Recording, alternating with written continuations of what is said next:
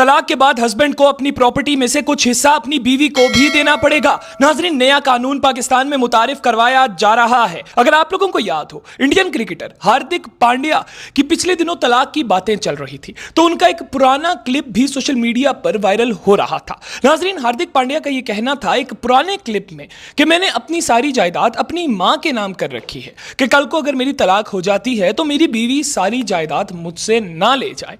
नाजरीन, उसके बाद हमने देखा कि हार्दिक पांड्या की तलाक भी हो गई। आप लोगों को वहां से उस कानून का पता चला कि कोई ऐसा भी कानून होता है जिससे अगर हस्बैंड और वाइफ के दरमियान तलाक हो जाए तो हस्बैंड की प्रॉपर्टी में से हिस्सा वाइफ को भी दिया जाता है। नाजरीन, अब यह कानून पाकिस्तान में भी मुतारिफ करवाया जा रहा है। यह कानून पूरी दुनिया के बहुत से ममालिक में मौजूद है। यह बेसिकली कानून होता क्या है, मैं आप लोगों को बताता हूं।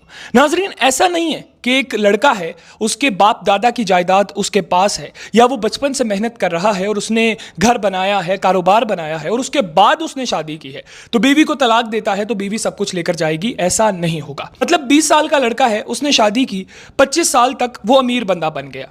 25 साल की उम्र में वो कहता है जी मैं बीवी को तलाक देता हूं। 5 साल उसने अपनी बीवी के साथ गुजारे और उसकी कामयाबी भी उस वक्त आई जब वो अपनी बीवी के साथ था।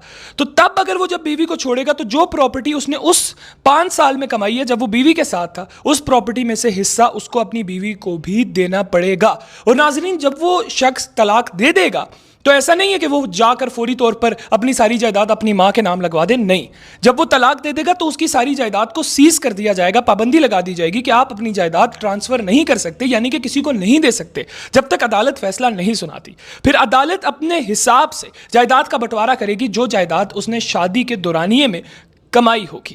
खैर नाज़रीन, आप लोग इसके ऊपर क्या राय रखते हैं? अभी ये कानून सेनेट में पेश किया जाएगा, सेनेट से अप्रूव होगा तो फिर इसके ऊपर कहीं जाकर इंप्लीमेंट होगा। और फिलहाल ये कानून इस्लामाबाद में लाने की बातें की जा रही हैं। आप लोग इसके ऊपर क्या राय रखते हैं? जरूर कमेंट सेक्शन में बताइएगा। इसके साथ ही मुझे दीजिए इजाजत। अल्लाह हाफ़िज़।